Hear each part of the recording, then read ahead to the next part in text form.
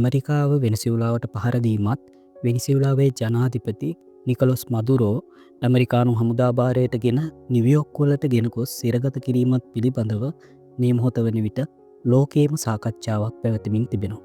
එම බලහත්කාරී ඇතුළු වීම නිසා රාජ්‍යයක ස්වාධීනත්වයට ස්වෛරීත්වයට කරන ලද බලපෑම් පිළිබඳවත් ඒ වගේ අනෙක් පසින් ඇමරිකානු යුද ශක්තිය පිළිබඳවත් කරුණු දැක්වීම් මේ මොහොත වෙනකොට දැකගන්න ලැබෙනවා. ඒ නිසාම ඒ පිළිබඳව සංයුක්ත අදහසක් මේ වීඩියෝ හරහා ඉදිරිපත් කරන්න මම බලාපොරොත්තු වෙනවා. මේ සාකච්ඡාව ආරම්භයේදීම එඩියෝපප් තේරී YouTube නාලිකාව සබස්ක්‍රයිබ් කරන ලෙසත් මේ වීඩියෝව තවත් අයට නැරඹීමට ෂෙයා කරන ලෙසත් මේ වීඩියෝව අවසානයේ තෙක් නරඹා ඔබේ අදහස් කමෙන්ට්ස් ලෙස ඉදිරිපත් කරන ලෙසත් ඔබෙන් ඉල්ලා සිටිනවා. වෙනිසිවුලාවේ වර්තමාන තත්ත්වය අවබෝධ කරගන්න පෙර වෙනිසිවුලාවේ ඉතිහාසය පිළිබඳව කෙටි අදහසක් මම ඉදිරිපත් කරන්නම්. වෙනිසිවුලාව කියන්නේ දකුණු ඇමරිකානු මහද්වීපයේ උතුරු කලාපයේ පිහිටා තිබෙන රටක්. වෙනිසිවුලාවට බටහිරෙන් කොලොම්බියාව, දකුණින් බ්‍රසීලය, නැගෙනහිරින් ගයනාව, උතුරෙන් කැරිබියානු මුහුද පිහිටා තිබෙනවා. පුරාණයේ වෙනිසිවුලාවේ කාරිබ්, අරාවක්, ටිමොටෝ වගේ දේශීය ජන කොටස් ජීවත් වුණා. 15 වෙනි සතවර්ෂයේ අවසාන කාල සීමාවේ ඉස්පාන්‍ය ජාතිය විසින් වෙනිසිවුලාව ඇතුළු ලතින් ඇමරිකානු කලාපයේ රටවල් ආක්‍රමණය කිරීමත් සමග ඉස්පාන්‍ය යටත් විජිතයක් බවට වෙනිසිවුලාව පත්වෙනවා. දේශීය ජන කොටස් ඝාතනය කරමින් දේශීය ජන කොටස් ජීවත් වූ ප්‍රදේශ ආක්‍රමණය කරමින් ඉස්පාන්යන් වෙනිසිවුලාව තමන්ගේ යටත් විජිතයක් ලෙස සියවස් 4කට අධික කාල සීමාවක් පාලනය කරනු ලබනවා. 1810න් පස්සේ වෙනිසිවුලාව ඉස්පාන්යන්ගේ නිදහස් කර ගැනීම වෙනුවෙන් නිදහස් සටන් ආරම්භ වෙනවා.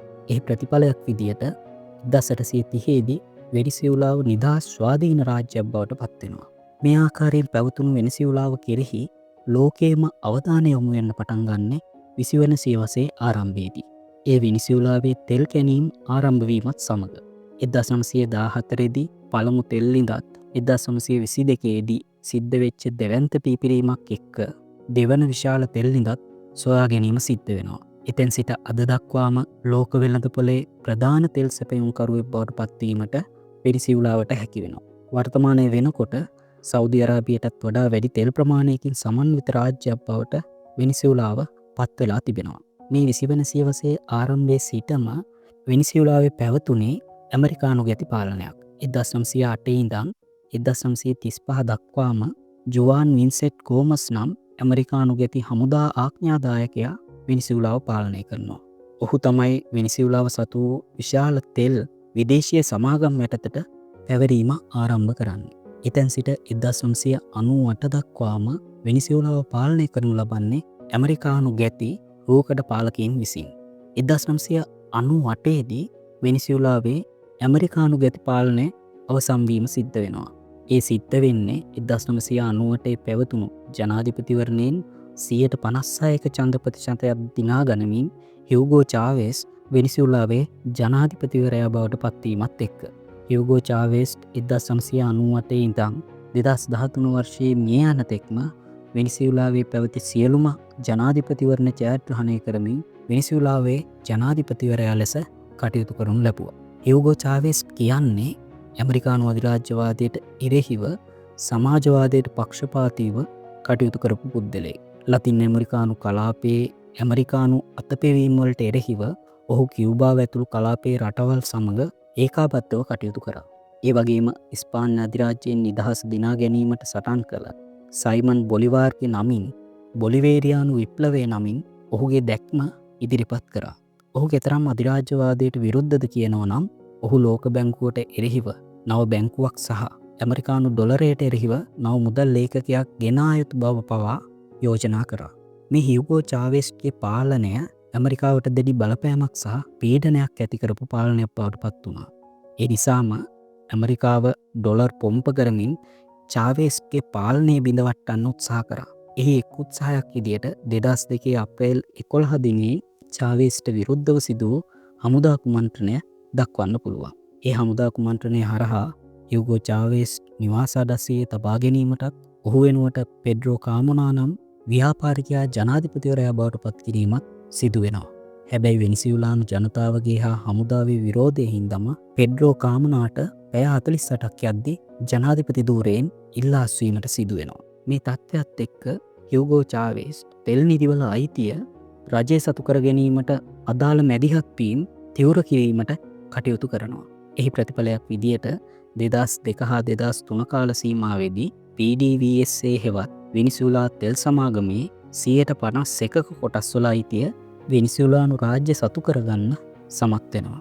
ඒ වගේම එහි ප්‍රතිලාභ ජනතාවට ගලාගෙන යන ආකාරයේ ප්‍රතිසංස්කරණ ප්‍රමාණයකුත් චාවෙස් විසින් සිදු කරනු ලබනවා. 2013 වර්ෂයේදී හියුගෝ චාවෙස් පිළිකා රෝගී තත්ත්වයේ හේතුවෙන් මිය යාම සිදු වෙනවා. හියුගෝ චාවෙස්ට පිළිකා රෝගයේ වැළඳීම සිදු වුණේ කෙසේද යන්න ප්‍රශ්නාර්ථයක් බවටත් පත් වෙලා තිබෙනවා. කොහොම වුණත් චාවෙස්ගේ මිය යාමෙන් පස්සේ අනුප්‍රාප්තිකයා බවට පත් වෙන්නේ නිකලස් මදුරෝ. නිකලස් මදුරෝ කියන්නේ චාවෙස්ගේ ආණ්ඩුවේ හිටපු විදේශ අමාත්‍යවරයා. ඔහු 2013 ඉඳන් වර්තමානයේ දක්වාම සෑම ජනාධිපතිවරණයක්ම ජයග්‍රහණය කරමින් වෙනිසියුලාවේ ජනාධිපතිවරයා ලෙස කටයුතු කරනු ලැබුවා. 2024 ජූලි 28 දින පැවතුණු අවසන් ජනාධිපතිවරණයේදීත් 51.2ක ඡන්ද ප්‍රතිශතයක් ලබා ගනිමින් ඔහුට ජනාධිපතිවරයා බවට නැවත පත්වීමට හැකියාව ලැබුණා. එම මැතිවරණයේදී විපක්ෂයේ අපේක්ෂකයා ලෙස ඉදිරිපත් වූ ගොන්සාලිස්ට ලබා ගන්න හැකි වුණේ 44.2ක ඡන්ද ප්‍රමාණයක් පමණයි. මේ ඉතිහාස කාරණා ටිකත් එක්කම මම වර්තමානයේ වෙනිසියුලාවේ මතුවලා තිබෙන තත්ත්වය පිළිබඳව සංක්ෂිප්ත අදහසක් ඔබට ඉදිරිපත් කරන්නම්. පසුගිය ජනවාරි 3 වෙනිදා ඇමරිකාව වෙනිසියුලාවට එරෙහිව යුද්ධය ප්‍රකාශ කිරීම සිද්ධ වෙනවා. යුද්ධය ප්‍රකාශ කිරීමත් එක්කම වෙනිසියුලාවට පහර දීමටත් ඒ වගේම ඇමරිකානු හමුදාව බලහත්කාරයෙන් වෙනිසියුලාවට ඇතුළු කිරීමටත් ඇමරිකාව කටයුතු කරනු ලබනවා. මේ ඇතුළු වීමෙන් අනතුරුව ඇමරිකානු හමුදාව විසින් වෙනිසියුලාවේ ජනාධිපති නිකලොස් මදුරෝ සහ ඔහුගේ බිරිඳ අත්අඩංගුවටගෙන ඇමරිකාවේ නිව්යෝක් බලා රැගෙන යනවා. ඒ රැගෙන යාමෙන් පසුව මත්ද්‍රව්‍ය හා ත්‍රස්තවාදී ක්‍රියාවලට සම්බන්ධ වූ බවට චෝදනා කරමින් අධිකරණයට ඉදිරිපත් කර ඔහුව සහ ඔහුගේ බිරිඳ බන්ධනාගාරගත කිරීමට කටයුතු කරනවා. මෙසේ නිකලස් මදුරෝව අත්අඩංගුවට ගැනීම පිළිබඳව ඇමරිකාව පැත්තෙන් ඔහුට විරුද්ධව චෝදනා කිහිපයක් ඉදිරිපත් කරනවා. ඒවා නම් නීති විරෝධී මත්ද්‍රව්‍ය අපනයනයට හා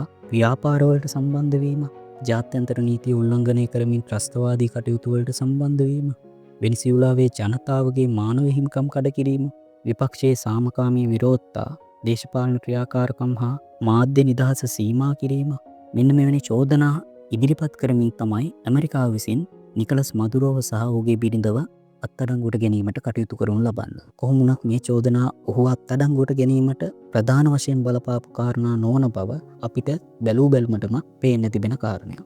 එහෙනම් ඇත්තටම ඇමරිකාවට වෙනිසියුලාවත් එක්ක තිබෙන ගැටලුව මොකක්ද? අපි ඒ ගැන කතා කරමු. හියුගෝ චාවෙස් වෙනිසියුලාවේ ජනාධිපතිවරයා බවට පත්වීමෙන් පස්සේ වෙනිසියුලාවේ තිබුණු ඇමරිකානු ප්‍රතිපාලනය අවසන් කරනවා.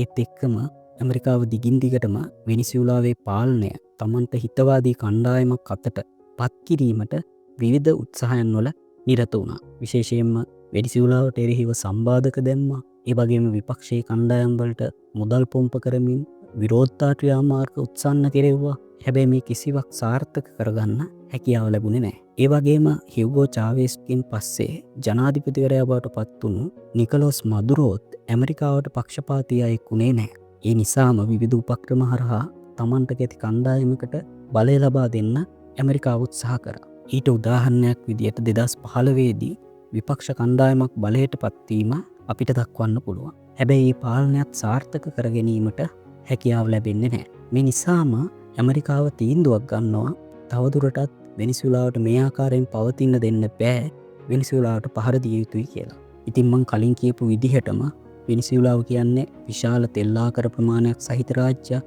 සාමාන්‍යයෙන් සෞදි අරාබියේ තෙල් නිෂ්පාදනයට වඩා වැඩි තෙල් ප්‍රමාණයක් වෙනිසියුලාව සතුව පවතිනවා. දල වශයෙන් තෙල් බැරල් බිලියන 303කට වැඩි ප්‍රමාණයක් වෙනිසියුලාවේ පවතින බවට තත්ත්ව හඳුනා ගන්න ලැබෙනවා. ඉතින් මේ නිසාම ඇමරිකාවට අවශ්‍ය වෙනවා තමන්ට කැති පාලන කණ්ඩායමකට වෙනිසියුලාවේ බලය ලබා දෙන්න. ඒ වගේම තමයි පසුගිය දශකයක කාල සීමාව තුළ වෙනිසියුලාව චීනය, රුසියාව ඇතුළු රටවල් සමග තෙල් නිෂ්පාදනයට අදාළව ගිවිසුම් ගතවීමද සිද්ධ වුණා. ඉතින් මේ ගිවිසුම් ගතවීමුත් ඇමරිකාවට තර්ජනයක් ලෙස ඇමරිකාව සලකනවා. ඒ වගේම තමයි ලතින් ඇමරිකානු කලාපයේ වෙනිසියුලාව, කියුබාව, නිකරගුවාව, බොලීවියාව වගේ රටවල් ඇමරිකානු අධිරාජ්‍යවාදයට එරෙහිව කටයුතු කරන රටවල් විදියට පවතිනවා. ඉතින් ඒ නිසාම ඇමරිකාවට භූදේශපාලනික වශයෙන් තමන්ගේ කලාපයේ තමන්ට විරුද්ධව කණ්ඩායම් පැවතීම අභියෝගයක් බවට පත් වෙලා තිබෙනවා. ඉතින් මේ නිසාමත් වෙනිසියුලාව යටත් කර ගැනීමේ උවමනාවක් ඇමරිකාවට පවතිනවා. ඉතින් මේ කාරණය අපි දේශපාලන අර්ථයෙන් විග්‍රහ කරගත්තොත් මේකට තමයි අපි කියන්නේ අධිරාජ්‍යවාදය කියලා. කුඩා රාජ්‍යයන්ගේ සම්පත් සහ වෙළඳපොළවල් විශාල රාජ්‍යයන් අත්පත් කර ගැනීමට ගන්න උත්සාහය තමයි මේ තුල දකින්න ලැබෙන්නේ. සරලව කිව්වොත් දුර්වල රාජ්‍යයන්ගේ තියෙන සම්පත් කොල්ල කෑමට ගන්න උත්සාහය තමයි මේ තුල අන්තර්ගත වෙන්නේ. ඉතින් අවසාන වශයෙන් ලංකාවත් වෙනිසියුලාවත් අතර පවතින සම්බන්ධතාවය පිටිබඳව යම් අදහසක් ඔබට ඉදිරිපත් කරන්නම්. වෙනිසියුලාව කියන්නේ ලංකාවත් එක්ක ඉතාම සමීපව කටයුතු කරපු රාජ්‍යයක්. ඒ වගේම වෙනිසියුලාව කියන්නේ අධිරාජ්‍යවාදයට විරුද්ධව වැඩ කරපු රාජ්‍යයක්. ඒ නිසාම ලංකාවට විරුද්ධව එක්සත් ජාතීන්ගේ මානව හිමිකම් කවුන්සිලය විසින් ගෙනාපු සෑම යෝජනාවකදීම වෙනිසියුලාව ලංකාවට පක්ෂපාතීව ඡන්දය ප්‍රකාශ කිරීම සිද්ධ කරලා තියෙනවා. 2021 දී ලංකාවට විරුද්ධව ගෙනාපු චෝදනාවට එරෙහිව ඡන්දය ප්‍රකාශ කරපු රටවල් 11 අතර වෙනිසියුලාවත් ඉන්නවා. ඉතින් අවසාන වශයෙන් කිව යුත්තේ යම් රටක රාජ්‍ය පාලනය පිළිබඳව තීරණ ගැනීමේ අයිතිය පවතින්නේ ඒ රටේ ජනතාවට. නමුත් ජාත්‍යන්තර නීතිය පවා උල්ලංඝනය කරමින් ප්‍රබල රාජ්‍යයන් දුර්වල රාජ්‍යයන් යටත් කරගෙන ඒ රටවල් වල සම්පත් කොල්ල කෑමට කටයුතු කරනවා නම් එය කිසිසේත්ම අනුමත කළ නොහැකි. ඉතින් මේ කාරණා එක්ක අද දවසේ ඉදිරිපත් කරපු සාකච්ඡාව අවසන් කරනවා. අවසාන වශයෙන් EduPub YouTube නාලිකාව subscribe කරන ලෙසත් මේ වීඩියෝ තවත් අයට නැරඹීමට ෂෙයා කරන ලෙසත් මේ වීඩියෝ පිළිබඳ ඔබේ අදහස් කමෙන්ට්ස් ලෙස ඉදිරිපත් කරන ලෙසත් ඔබෙන් ඉල්ලා සිටිනවා.